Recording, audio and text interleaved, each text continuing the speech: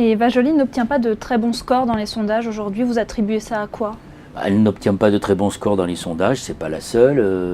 J'espère que grâce à elle et à son combat, parce que c'est une femme très déterminée qui se nourrit du combat. Elle l'a montré dans son expérience, dans la vie.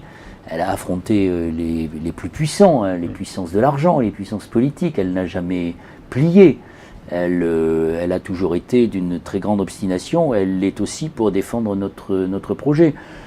Écoutez, en ce moment, je pense qu'il y a effectivement un très grand désaveu de Nicolas Sarkozy et de sa politique. Il y a un certain nombre de gens qui ont voté pour nous aux européennes ou aux régionales, qui sont tentés par ce qu'on appelle le vote utile, c'est-à-dire comme ils ont envie de se débarrasser de Sarkozy sur le thème des gages, ils auraient plutôt tendance pour cela à voter pour le candidat du PS, pour François Hollande au premier tour, plutôt pour nous. Il faut leur expliquer que voter utile, c'est aussi voter écologiste, parce qu'on aura besoin de l'écologie et des questions que nous posons et des solutions que nous apportons, si l'on veut ne pas se contenter d'une alternance à Sarkozy, mais d'une vraie alternative, c'est-à-dire d'une transformation de la société qui permette de mieux préparer l'avenir de nos enfants. Et concrètement, du coup, vous attendez quel score ? Vous aimeriez quel score ? Vous savez, je ne suis pas comptable.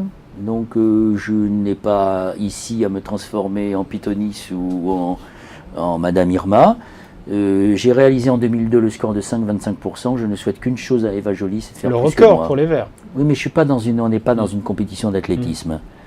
Donc je ne souhaite qu'une chose pour Eva, c'est et pour l'écologie, c'est qu'Eva Joly réalise un meilleur score que le mien. Cela dit, on avait envie de vous poser quand même cette question en ayant fait ces 5,25% en 2002 à la présidentielle.